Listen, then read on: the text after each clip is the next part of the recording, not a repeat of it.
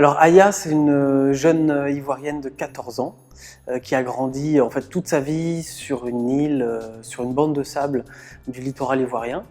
Et cette bande de sable, en fait, aujourd'hui, elle est menacée par la montée des eaux. Et Aya fait partie de tous ces jeunes enfants qui vont être poussés dehors par la mer et qui vont devoir vivre l'exode rural.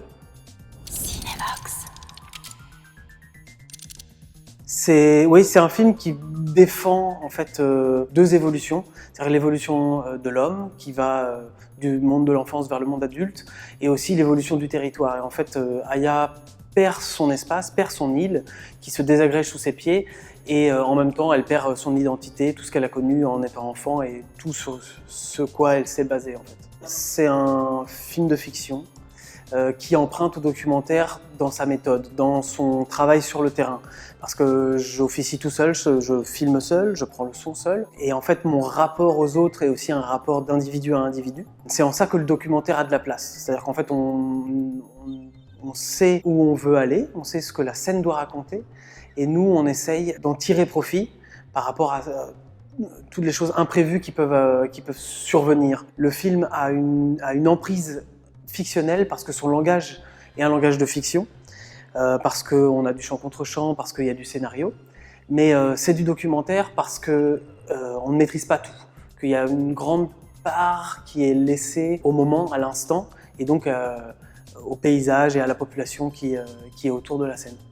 Le tournage en fait a eu lieu par période, c'est pas 18 mois en continu, c'est plusieurs périodes, avec chaque fois en fait une période de montage ici en Belgique. L'idée c'est toujours de se plonger en fait, se plonger dans le réel qu'on a envie de travailler, qu'on a envie de comprendre, qu'on a envie aussi de transmettre. Ça passe que par la durée, par la confiance, par le fait de créer une famille pas seulement en fait de comédiens, parce que c'est aussi une famille de techniciens, puisqu'en fait moi je viens seul, mon perchman c'est un pêcheur. Donc, voilà, il sait tenir une gaule, mais il a dû apprendre à tenir une perche. Et l'idée en fait c'est de former en fait tous les gens à mon contact pour qu'on forme une famille de cinéma et qu'on arrive à raconter une histoire ensemble.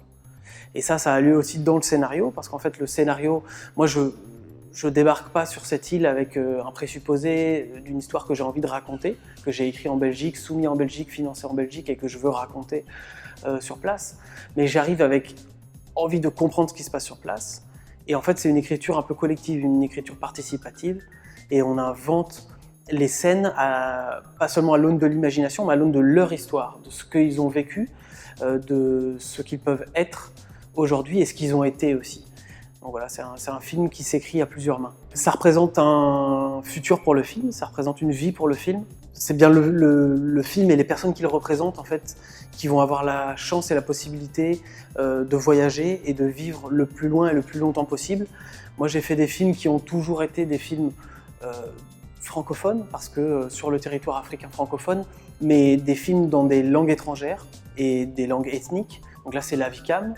C'est une langue qui est parlée par moins de 30 000 locuteurs dans le monde, donc en fait c'est une chance inouïe en fait de pouvoir entendre cette langue au cinéma et de pouvoir avoir la première héroïne Avikam qui va être représentée à Cannes. Ouais, c'est une grande fierté.